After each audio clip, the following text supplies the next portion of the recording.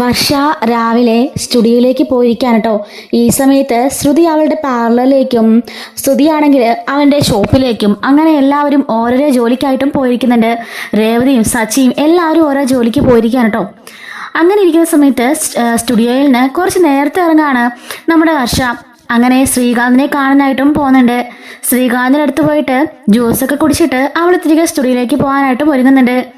ഈ സമയത്ത് ശ്രുതിയെ നിവിനാണെങ്കിൽ കോള് ചെയ്യുന്നുണ്ട് കേട്ടോ. നവീൻ കോള് ചെയ്യാണ്. ശ്രുതി പറയുന്നുണ്ട്, തനിക്ക് ഈയിടെയല്ലേ 2 ലക്ഷം രൂപ നൽകിയത്, പിന്നെ എന്തിനാ ഇപ്പൊ എന്നെ കോൾ ചെയ്യുന്നതെന്ന് ചോദിക്കാണ്. ആഹാ, 2 ലക്ഷം രൂപ കൊണ്ട് എന്താവാനാ, എനിക്കതെ ഒന്നിനും തികഞ്ഞില്ല, ഒരു 2 ലക്ഷം രൂപ കൂടി വേണം. തനിക്ക് എന്താ, തനിക്ക് എന്റെ സാഹചര്യം വരെ അറിയാന്നല്ലേ എന്റെ വീട്ടില് ഞാൻ മലേഷ്യക്കാരന്റെ മോളാണെന്നൊക്കെ പറഞ്ഞ് അവിടെ പിടിച്ചു നിൽക്കുന്നത്. അങ്ങനെ അല്ലെന്നും എനിക്ക് ആകെപ്പാടെ വിധവയായ ഒരു അമ്മയും ഒരു മോനും മാത്രമുള്ളെന്ന് തനിക്ക് അറിയില്ലേ. ഈ പാർലറിൽ നിന്ന് കിട്ടുന്ന തുച്ഛമായ വരുമാനം മാത്രമേ എനിക്കുള്ളൂ, അതിന്റെ പകുതിയും ഞാൻ എന്റെ വീട്ടിലേക്കാണ് കൊടുക്കുന്നത്. ഇത്രയ്ക്കൊക്കെ ഞാന് ഒരുപാട് സഹിച്ചും ത്യാഗം സഹിച്ചുമാണ് ഇപ്പോൾ ജീവിക്കുന്നത്. എന്നിട്ട് അതുപോലും മനസ്സിലാക്കാതെ താൻ എന്തിനാണ് എന്നോട് ഇങ്ങനെ കടുങ്കൈ ചെയ്യുന്നതെന്ന് ശ്രുതി ചോദിക്കുന്നുണ്ട്. അയാള് പറയാണ്, എനിക്കൊന്നും വരേണ്ട ആവശ്യമില്ല. ഒരാളെ നല്ലവണ്ണം പറ്റിച്ചിട്ടല്ലേ അയാളുടെ കൂടെ നീ ഇപ്പൊ ജീവിക്കുന്നത്. അയാൾ ഇതെങ്ങാനും അറിഞ്ഞുള്ള അവസ്ഥ എന്താണെന്ന് നിനക്ക് ചിന്തിക്കാവുന്നതല്ലേ ഉള്ളൂ എന്ന് ചോദിക്കുമ്പം അവള് പറയുന്നുണ്ട്, ഇതൊന്നും ദൈവം പോലും പൊറുക്കില്ല.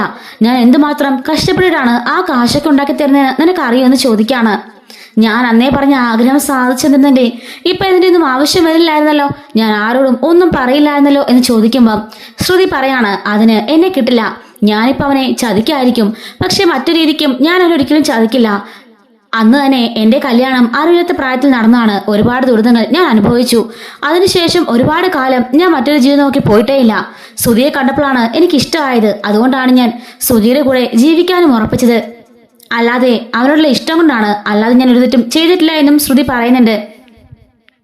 എന്തൊക്കെ കാരണം പറഞ്ഞാലും ശ്രുതി തെറ്റില്ലാതാവോ എന്ന് അയാൾ ചോദിക്കുന്നുണ്ട്. എന്തായാലും എന്റെ കയ്യിൽ കാശില്ലെന്നവി എന്ന് പറയുമ്പം ആണോ, എങ്കിൽ ഞാൻ നേരെ അങ്ങോട്ടേക്ക് പോയേക്കാം, ചന്ദ്രോദയത്തേക്ക്.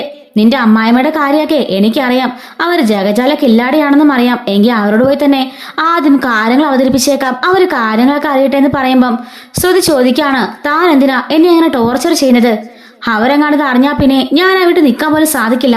ഞാൻ കാശുകാരി ആയതുകൊണ്ട് മാത്രമാണ് അവരെന്നെ ഇപ്പോഴും അവിടെ നിർത്തിയിരിക്കുന്നത്, അല്ലെങ്കിൽ ഞാൻ എപ്പോഴേ അവിടുന്ന് ഇറങ്ങേണ്ടി വന്നേ എന്നും ശ്രുതി പറയുന്നുണ്ട്.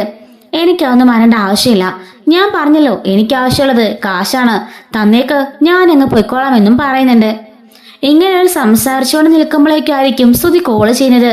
എന്താ ശ്രുതി, എന്താ കാര്യം എന്ന് ചോദിക്കാണ്. ശ്രുതി, ഞാൻ പറഞ്ഞില്ലായിരുന്നോ ഇന്നലൊരു കമ്പനിക്കാർ വന്ന് 10 ഫ്രിഡ്ജ് ഓർഡർ ചെയ്തെന്ന്? ആ അതെ, എന്നിട്ട് എന്തായി? അതിന്റെ അഡ്വാൻസ് കിട്ടി, 4 ലക്ഷം രൂപ കിട്ടി എന്ന് പറയുന്നുണ്ട്. 4 ലക്ഷം രൂപ അഡ്വാൻസ് കിട്ടിയോ എന്ന് ചോദിക്കാണ്. അതെ, നമ്മുടെ കയ്യിലുള്ള ഏറ്റവും പ്രീമിയം ആയിട്ടുള്ള ഏറ്റവും നല്ല ക്വാളിറ്റിയിലുള്ള ആ ഫ്രിഡ്ജുകളല്ലേ, അതാ 10 ഓർഡർ ചെയ്തത്. എങ്ങനെ പോയാലും നമുക്കൊരു 10 ലക്ഷം രൂപ മുകളിൽ കിട്ടും. 4 ലക്ഷം രൂപ ഇപ്പം അഡ്വാൻസ് കിട്ടി എന്ന് പറയുന്നുണ്ട്. നീ അതൊക്കെ ചെക്ക് ചെയ്തോ, ഞാൻ അങ്ങോട്ടേക്ക് വരാം. ചെക്ക് ചെയ്തിട്ടൊക്കെ ട്രാൻസ്ഫർ ചെയ്താൽ മതി. ആ കാശ് പണ്ടത്തെ പോലെ കള്ളനോട്ടെങ്ങാണോ ആണെങ്കിൽ എന്ത് ചെയ്യുമെന്ന് ചോദിക്കാണ്. അതൊന്നുമില്ല, ഞാൻ എല്ലാം നോക്കിയിട്ടാണ്. അത് മാത്രമല്ല, നമ്മളൊക്കെ ഇപ്പോ ആ മെഷീൻ വാങ്ങിച്ചു വെച്ചല്ലോ കള്ളനോട്ട് കണ്ടുപിടിക്കുന്നേ, അതിലെല്ലാം ഞാൻ നോക്കി ചെക്ക് ചെയ്തതാ. നമ്മുടെ അതുപോലെ തന്നെ എല്ലാ കാര്യങ്ങളും ചെക്ക് ചെയ്തിട്ടാണ് ഞാൻ ഇതൊക്കെ ഉറപ്പിച്ചത്. അവർക്ക് എന്തായാലും സാധനം ഞാൻ കൈമാറിയിട്ടില്ല. ഫുൾ എമൗണ്ട് തന്നതിന് ശേഷം മാത്രമേ സാധനം കൈമാറുള്ളൂ എന്നാണ് പറഞ്ഞത് എന്ന് പറയുന്നുണ്ട്. അതെന്തായാലും നന്നായി, ഞാൻ അങ്ങോട്ടേക്ക് വരാം. ആ ക്യാഷ് ഞാൻ നോക്കിയതിനു ശേഷം മാത്രം നീ പ്രൊസീഡ് ചെയ്താൽ മതി എന്ന് പറയുന്നുണ്ട്. അങ്ങനെ പറഞ്ഞ് ഫോൺ കട്ടാക്കുമ്പോഴേക്കും നവീൻ പറയുന്നുണ്ട്, കണ്ടോ എത്ര പെട്ടെന്നാ എനിക്കുള്ള ക്യാഷ് എത്തത്. തനിക്കുള്ളതോ അത് സുധിയുടെ കടയിലേക്ക് വന്ന ക്യാഷാ, അതും ഞാനുമായിട്ട് യാതൊരു ബന്ധവുമില്ല. അത് സുധിക്ക് മാത്രം അവകാശപ്പെട്ടതാ. അവന്റെ അക്കൗണ്ടിലേക്ക് പോയില്ല ആ കാശ് പോവേണ്ടത്. ഒരുപാട് ക്രെഡിറ്റിലാണ് ആ സാധനങ്ങളൊക്കെ വാങ്ങിയിരിക്കുന്നത്. ഇപ്പൊ ഓർഡർ ആയിട്ടുള്ള 10 ഫ്രിഡ്ജ് പോലും ക്രെഡിറ്റിലാണ്, അതിലേക്ക് അടയ്ക്കേണ്ടതാണ്. അത് പൈസ എന്ന് പറയുമ്പം അത് സാരമില്ല, അത് നീ കുറച്ചടിച്ചാൽ മതി, ബാക്കി 2 ലക്ഷം രൂപ ഇങ്ങോട്ടേക്ക് തന്നേക്കെന്ന് പറയുമ്പം ഇവള് പറയുന്നുണ്ട്, താൻ എന്നെ ഇങ്ങനെ ടോർച്ചർ ചെയ്യരുത്.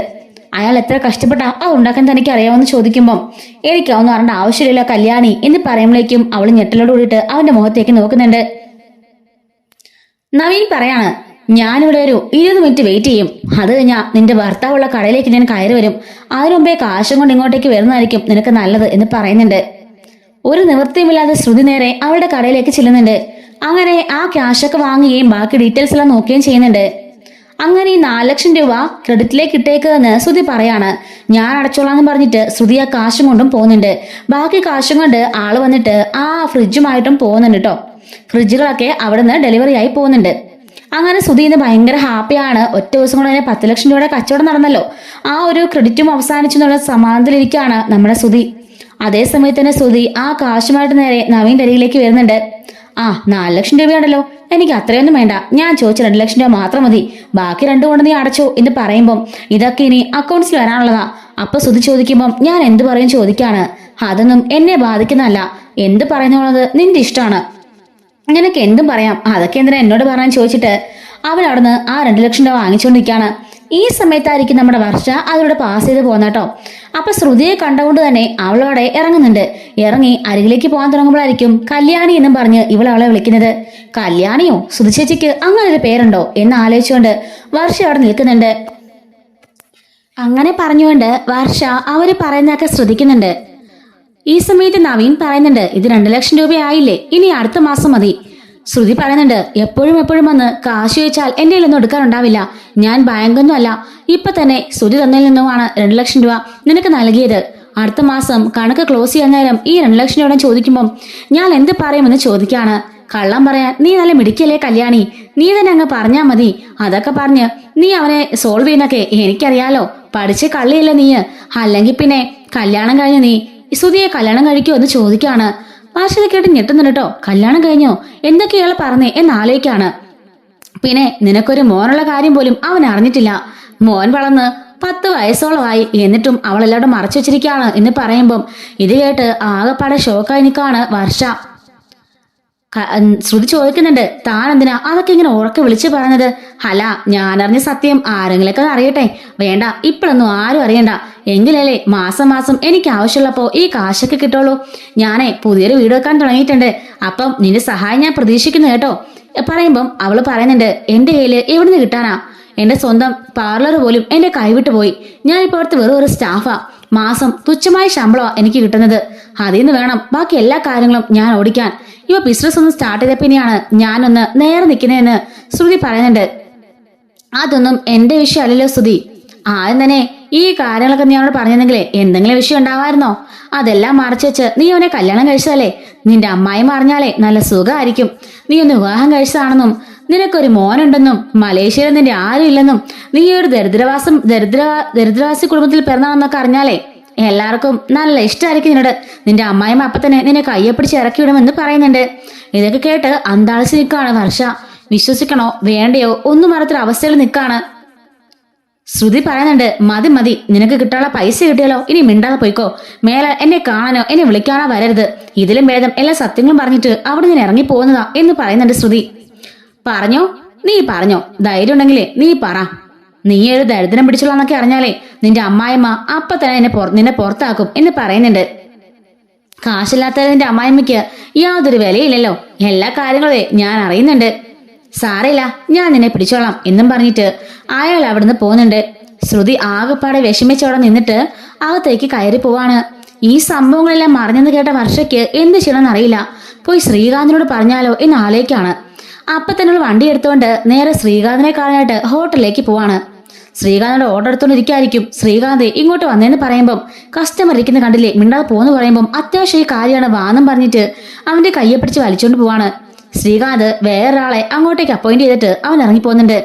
എന്താ വർഷേ, ഞാൻ പലതവണ പറഞ്ഞിട്ടുണ്ട് ഡ്യൂട്ടിക്കിടയിലൊന്ന് ശല്യപ്പെടുത്തരുതെന്ന്, നീ ഡബ് ചെയ്യുമ്പോ ഞാൻ വന്ന് ബഹളം വെച്ചാ നിനക്ക് ഇഷ്ടപ്പെടുമെന്ന് ചോദിക്കുന്നുണ്ട്. എന്റെ ശ്രീകാന്ത് അതൊന്നും ഇപ്പോഴത്തെ വിഷയം, വലിയൊരു വിഷയമുണ്ട്. എന്ത് വിഷയവാ പറ, നിന്റെ അച്ഛനമ്മയെ വിളിച്ചോ? അതൊന്നും അല്ല. ആ ശ്രുതി ചേച്ചി ഇല്ലേ, ശ്രുതി ചേച്ചിക്ക് വേറൊരു പേരുണ്ട്, കല്യാണിയോ? നിനക്ക് എന്താ അന്ന് പറഞ്ഞ പോലെ ആ സെക്കൻഡ് പ്രഗ്നൻസിയുടെ കാര്യം പറഞ്ഞ വല്ല ആണോ? അങ്ങനെയുള്ള ആണെങ്കിലേ അമ്മയുടെ കയ്യിനും ബാക്കിയുള്ളവരുടെ കയ്യിനും മേടിക്കാൻ റെഡിയായിട്ട് നിന്നോ, ദയവ് ചെയ്ത് പോയി രേവതിച്ചിട്ട് പറയല്ലേ, ചേച്ചി നിങ്ങൾ പറഞ്ഞ പിന്നെ അവരുടെ പേരിലാകും എല്ലാരും കൂടി. അതൊന്നും അല്ല ശ്രീകാന്തേ എന്ന് വർഷ പറയാണ്. എന്താ കാര്യം എന്ന് വെച്ചാ നീ തെളിച്ചു പറ, എനിക്കിവിടെ ഡ്യൂട്ടി ടൈമാണ് എന്ന് ശ്രീകാന്ത് പറയുമ്പോ വർഷ പറയുന്നുണ്ട്, ഞാനേ ചേച്ചിയുടെ പാർലറിനല്ലേ പോവായിരുന്നു, അപ്പോഴാ ചേച്ചിയോട് സംസാരിക്കുന്നത് കണ്ടത്, ചുമ്മാ എന്തുണ്ട് വിശേഷം എന്നൊക്കെ ചോദിച്ച് ഒന്ന് കമ്പനിയായിട്ട് പോവാന്ന് കരുതി ഞാൻ അങ്ങോട്ടേക്ക് ഇറങ്ങിയതാ. ആ സമയത്ത് അവിടെ മറ്റാൾ നിൽപ്പുണ്ടായിരുന്നു. സംസാരത്തിൽ നിന്ന് അയാളുടെ പേര് നവീൻ എന്നാ പറഞ്ഞു കേട്ടത്. അയാൾ ചേച്ചിയുടെ കാശ് ചോദിച്ച് വഴക്കുണ്ടാക്കായിരുന്നു. 2 ലക്ഷം രൂപ ശ്രുതി ചേച്ചി കൊടുക്കുകയും ചെയ്തു. 2 ലക്ഷം രൂപ കൊടുത്തനോ? ആരാത് എന്ന് ചോദിക്കാണ്. അതാ പറഞ്ഞു തരുന്നത്, കേക്ക്. ഇയാൾ എപ്പോഴും കല്യാണി കല്യാണിന്നാ ശ്രുതിയെ വിളിച്ചോണ്ടിരുന്നത്. അത് മാത്രല്ല, അയാൾ വേറൊരു കാര്യം കൂടി പറഞ്ഞു. 18 വയസ്സായപ്പോ ഈ ശ്രുതി ചേച്ചിയുടെ കല്യാണം കഴിഞ്ഞതാണെന്ന്. മറ്റൊരാളും വിവാഹം കഴിച്ചിട്ട് അയാൾ ഇല്ലാതായപ്പോ അയാളുടെ കുട്ടിയും ഇവരുടെ അമ്മയും കൂടി ജീവിക്കായിരുന്നു. ശേഷം കുറെ വർഷങ്ങൾക്ക് ശേഷമാണ് നമ്മുടെ സുധിയേട്ടനെ കണ്ടുമുട്ടിയതും സുധിയെ വിവാഹം കഴിച്ചതും. നീ എന്തൊക്കെ പൊട്ടത്തിലായി പറയുന്നത്? ചേച്ചി മലേഷ്യയിലല്ലായിരുന്നോ? പിന്നെ എന്തൊക്കെ നീ പറയുന്നേ? എന്റെ പൊന്നു ശ്രീകാന്തി, മലേഷ്യയിൽ അവർക്ക് ആരുമില്ല. മലേഷ്യ എന്ന് പറഞ്ഞാൽ അവർ കണ്ടിട്ട് കൂടിയില്ല. അവര് ബ്യൂട്ടി പാർലർ ഒരു സ്റ്റാഫാ. ആ പാർലർ അന്ന് ഓർക്കുന്നുണ്ടോ? അമ്മയെ പറ്റിച്ച് ആധാരം പണയം വെച്ച് പാർലർ മേടിച്ചത്. അതെല്ലാം അവരുടെ പ്ലാനിങ് ആയിരുന്നു. പാർലറെല്ലാം അവരുടെ കൈവിട്ടു പോയി. ഇയാൾക്ക് കൊടുക്കുന്ന കാശ് കൊടുക്കാനും കണ്ട അന്ന് പാർലർ വിറ്റെന്ന് എനിക്ക് തോന്നിയെന്ന് ഇയാൾ പറയുന്നുണ്ട്. നീ എന്തൊക്കെയാ വർഷയെ പറയുന്നേ? തലയും വാലില്ലാതെ എന്തൊക്കെയാ പറയാണോ? ഞാൻ പറയുന്നത് നീ ശ്രദ്ധിച്ചു കേക്ക്. അതായത് ശ്രുതിയുടെ കല്യാണം ഒരു 18 വയസ്സായപ്പോഴേ കഴിഞ്ഞു. ഒന്നും ആലോചിച്ച് തീരുമാനിക്കാതെ ഒരു മുഴുക്കുടിയനും ഒരു ഉപദ്രവകാരിയായ ഒരാളായിരുന്നു അവളുടെ ഭർത്താവ്. ആ ബന്ധം അധിക നാൾ നീണ്ടുപോയില്ല. അതിൽ ശ്രുതിക്കൊരു കുട്ടിയുണ്ട്. ശ്രുതിയുടെ യഥാർത്ഥ പേര് കല്യാണി എന്നാണ്. അങ്ങനെ ആ കുട്ടിക്ക് ഇപ്പൊ ഏകദേശം ഒരു 6-7 വയസ്സായിട്ടുണ്ട്. അതും ഒരു ആൺകുട്ടിയാണെന്നാ ഞാൻ അറിഞ്ഞത്. അതിനുശേഷം ഈ അമ്മയുടെയും മോന്റെയും കൂടെ ജീവിക്കായിരുന്നു ഈ ശ്രുതി. അങ്ങനെ കുറച്ചാൾക്ക് ശേഷം 5-6 വർഷം ഈ കുട്ടിക്ക് ഇത്രയും വയസ്സാകുന്നവരെ ഈ ശ്രുതി കല്യാണം കഴിച്ചില്ല. അതിനുശേഷമാണ് നമ്മുടെ സുധിയേട്ടനെ കണ്ടുമുട്ടുന്നതും ഇവൾക്ക് ഇഷ്ടമാകുന്നതും സുധിയേട്ടനെ വിവാഹം കഴിക്കുന്നതും. പക്ഷെങ്കില് സുധിയേട്ടൻ അമ്മ ഇതുപോലെ കാശിന് ആക്രാന്തുള്ളതാണെന്ന് അറിഞ്ഞപ്പോഴാണ് ഈ മലേഷ്യക്കാതെ ഇവള് കൊണ്ടുവന്നതെന്നും പറയുന്നുണ്ട്. ഇതൊക്കെ സത്യമാണെന്ന് ചോദിക്കുമ്പം സത്യമായിട്ടും ഞാൻ 2 ചെവി കൊണ്ട് കേട്ടതാണ് എന്ന് വർഷ ഇങ്ങനെ ശ്രീകാന്തിനോട് പറയാണ്. ശ്രീകാന്ത് പറയുന്നുണ്ട്, നിനക്കറിയാലോ അന്ന് തന്നെ അതുപോലെ തന്നെ ആദ്യം ഒന്ന് പ്രഗ്നന്റ് ആയതാണ് എന്ന് രേവതിച്ചി പറഞ്ഞതിന്റെ പ്രത്യേകത എന്താണെന്ന് നിനക്കറിയാലോ. അതുപോലെ ഇതെങ്ങാണം പോയി നമ്മൾ പറഞ്ഞ് ഇതെങ്ങാണം ഫേക്ക് ആണെന്നെങ്ങാണം തെളിഞ്ഞാലേ നമ്മുടെ തല പോയി നമ്മുടെ അമ്മ എന്ന് പറയുന്നുണ്ട് ശ്രീകാന്തേ. അതുകൊണ്ട് ഞാനൊരു കാര്യം തീരുമാനിച്ചു. ഇപ്പൊ ആരോടും പറയണ്ട. നമുക്ക് ഇതിനെക്കുറിച്ച് അന്വേഷിക്കാം. ശരിക്കുള്ള കല്യാണമാണോന്ന് നമുക്കറിയണമല്ലോ. നമ്മളെല്ലാം അങ്ങനെ ഒരുമിച്ച് പൊട്ടന്മാരാക്കിയാൽ ശരിയാവില്ലല്ലോ. മലേഷ്യയിലൊക്കെ അങ്ങനെ അച്ഛനുമില്ല, മലേഷ്യയിലൊക്കെ കണ്ടിട്ട് കൂടിയില്ല. അങ്ങനെയാണെങ്കിൽ എനിക്കതൊന്നും അറിയണം എന്ന് വർഷ പറയുന്നുണ്ട്. നീ എന്ത് ചെയ്യാൻ പോവാ? നീ കണ്ടോ, 2-3 ദിവസത്തിനുള്ളിൽ റിപ്പോർട്ട് ചെയ്യാൻ തരും. അവളെ ഞാൻ ഫോളോ ചെയ്യാൻ പോവാ. അവൾ എവിടൊക്കെ പോകുന്നു, എന്തൊക്കെ ചെയ്യുന്നെന്ന് ഞാൻ എന്റെ ഫോണിൽ ക്യാപ്ചർ ചെയ്യും. അവസാനം അവൾക്കങ്ങനെ ഒരു ഫേക്ക് ഐഡന്റിറ്റി ഉണ്ടെങ്കിലേ അതൊക്കെ ഞാൻ തെളിയിക്കുമെന്ന് ഇവൾ പറയുന്നുണ്ട്. വർഷേ, അവസാനം നീ പോയി ഗുലുമാൽ ചാടില്ലെന്ന് ശ്രീകാന്ത് പറയാണ്. ഇല്ല, ഇന്ന് തന്നെ വീട്ടിൽ തന്നെ ഞാനത് സ്റ്റാർട്ട് ചെയ്യാൻ പോവാണെന്നും വർഷ പറയുന്നുണ്ട്. അങ്ങനെ പറഞ്ഞിട്ട് വർഷയെ ശ്രീകാന്ത് തമ്മിലടുത്ത് പിരിയുന്നുണ്ട്. ശ്രീകാന്ത് ആണെങ്കിൽ ആകെപ്പാടെ ടെൻഷൻ അടിച്ച് നിൽക്കാണ്. ഇത് സച്ചേട്ടനോടെങ്ങാണ് പറയണോ? വേണ്ട. സച്ചേട്ടനെങ്ങാണോ അറിഞ്ഞ വീട്ടിൽ കിടന്ന് ബഹളം വെച്ച് ആകെപ്പാടെ സീനാക്കും. എല്ലാരും കൂടി സച്ചേട്ടൻ രേവച്ചേച്ചിയും കൂടെ ഓരോന്നൊക്കെ പറയും. ഇതൊക്കെ സത്യമാണെന്നൊന്നും അറിയില്ല, വർഷയില്ലെന്ന് പറഞ്ഞത്. അതുകൊണ്ട് സത്യമാണെന്ന് ഉറപ്പിക്കാനും പറ്റില്ല എന്ന് ഇവൻ ഓർക്കുന്നുണ്ട്. ഈ സമയം വർഷയ്ക്കാണെങ്കിലോ ആകെപ്പാട് ടെൻഷനാണ്. ഈശ്വര, ഇതൊക്കെ സത്യമായിരിക്കോ? അവള് കല്യാണി ആയിരിക്കോ? എന്നാലും ചെറിയ ഡോസ് ഒന്ന് കൊടുത്തു നോക്കാന്ന് പറഞ്ഞ് വൈകുന്നേരം വീട്ടിലേക്ക് വരുന്നുണ്ട്. ഈ സമയം വർഷ ഒരു ഫോണും കൊണ്ട് അവിടെ നിൽക്കുകയാണ്. ശ്രുതി ആണെങ്കിൽ സ്റ്റെയർ കയറി മുകളിലേക്ക് പോകുന്നുണ്ട്. കല്യാണി എന്ന് ഇവളെ ഫോണിൽ കൂടി ഇങ്ങനെ പറയുന്ന പോലെ ഉറക്ക വിളിക്കുമ്പോഴേക്കും ശ്രുതി ഞെട്ടി തിരിഞ്ഞു നോക്കുന്നുണ്ട്. അപ്പോഴേക്കും ശ്രുതി ചോദിക്കുകയാണ്, എന്താ വർഷം ചോദിക്കുമ്പം, അയ്യോ ശ്രുതി ചേച്ചിനല്ല, എൻ്റെ ഒരു കൂട്ടുകാരി കല്യാണിയുണ്ട്, അവളെ വിളിക്കായിരുന്നു എന്ന് പറയുന്നുണ്ട്. ആണോ എന്നും പറഞ്ഞ് പേടിച്ചു വിറച്ച് ശ്രുതി മോളിലേക്ക് കയറി പോകുന്നുണ്ട്. ഇത് കാണുമ്പോൾ വർഷ ഏതാണ്ടൊക്കെ ഒന്ന് ഉറപ്പിക്കുകയാണ്. എന്നിട്ട് ശ്രീകാന്ത് വരുമ്പം വർഷ നടന്ന സംഭവം പറയുന്നുണ്ട്. ഞാൻ ഫോണിലൂടെ കല്യാണി എന്ന് വിളിച്ചപ്പം പെട്ടെന്ന് ചേച്ചി ഞെട്ടിത്തിരിഞ്ഞ് നോക്കുകയും എന്താ വർഷം എന്ന് ചോദിക്കുകയും ചെയ്തെന്ന് പറയുന്നുണ്ട്. അത് ചെയ്തപ്പോൾ ചേച്ചി വേറെ ആയിരിക്കും കേട്ടത്. അതൊന്നുമല്ല ശ്രീകാന്തേ, സത്യമാണ് പറഞ്ഞത്. എന്തായാലും നാളെ മുതൽ ഞാൻ അന്വേഷണം ആരംഭിക്കാം. ഈ കാര്യം നമ്മൾ രണ്ടുപേരും മാത്രം അറിഞ്ഞാൽ മതി. ദേ, നിന്റെ സച്ചിയോടൊന്നും പറഞ്ഞേക്കല്. സച്ചിയോട് പറഞ്ഞാലേ ഇപ്പൊ തന്നോട് എല്ലാം ഫ്ലാഷ് ആക്കും. അവൾ അതിനും കൂടി വേറെ കഥയുണ്ടാക്കും. അയാളെ പറഞ്ഞത് വെച്ചേ ഇവള് നോണക്കഥ ഉണ്ടാക്കാനൊക്കെ മിടുക്കിയാണെന്നാ പറഞ്ഞത്. ഈ ശ്രുതി മതെല്ലാം അംഗീകരിച്ചുന്നേ എനിക്കതാ സംശയം. അത് മാത്രല്ല, ആ നവീനുള്ള കാശും കൊടുത്തു. ഈ ഒരു കാര്യം പറഞ്ഞ് ഇവളുടെ കള്ളത്തരം ഇവിടെ നിന്ന് അമ്മയോട് പറയുന്ന പറഞ്ഞ അവര് ബ്ലാക്ക്മെയിൽ ചെയ്തത്. ബ്ലാക്ക്മെയിൽ ചെയ്തിട്ടാ 2 ലക്ഷം രൂപ സുധിച്ചേട്ടൻ ഫ്രിഡ്ജിന്റെ പൈസ കൊടുക്കാൻ വെച്ചിരുന്ന പൈസ എടുത്താ അവര് കൊടുത്തേന്നും പറയുന്നുണ്ട്. ശ്രീകാന്ത് പറയാണ്, എന്തായാലും നമുക്കൊന്ന് നിരീക്ഷിച്ചു നോക്കാം. സത്യമാണെങ്കിൽ അവളുടെ കച്ചവടം നമുക്ക് പൂട്ടിക്കണമെന്നും ശ്രീകാന്ത് പറയുന്നുണ്ട്. അങ്ങനെ ശ്രീകാന്തും വർഷയും കൂടി ഇവളിങ്ങനെ ടെറസ് ആ ഒരു ബാൽക്കണിൽ നിൽക്കാതിരിക്കും. അവര് പിന്നാലെ പോയി പതുങ്ങി നിൽക്കുന്നുണ്ട്. അങ്ങനെ അവളുടെ ഫ്രണ്ടിനോട് അവളെ പറയുന്നുണ്ട്, ഇന്നാ നവീൻ വന്നിരുന്നു, കാര്യങ്ങളെല്ലാം എല്ലാവരോടും പറയുന്നു പറഞ്ഞ് 2 ലക്ഷം രൂപ എന്റെ മേടിച്ചു എന്ന് പറയുന്നുണ്ട്. അപ്പോഴേക്കും എന്തോ നമ്മുടെ വർഷയുടെ ഫോൺ ബെല്ലടിക്കുന്ന കേട്ടിട്ട് പെട്ടെന്ന് ശ്രുതി തിരിഞ്ഞു നോക്കാണ്. അപ്പോഴേക്കും വർഷയും ശ്രീകാന്ത് അവിടുന്ന് വർത്താനം പറഞ്ഞതിലൊക്കെ ആക്ട് ചെയ്യുന്നുണ്ട്. ശ്രുതിയാണെങ്കിലോ പതിയെ പമ്മി അവിടുന്ന് ഇറങ്ങിപ്പോവുകയും ചെയ്യുന്നുണ്ട്.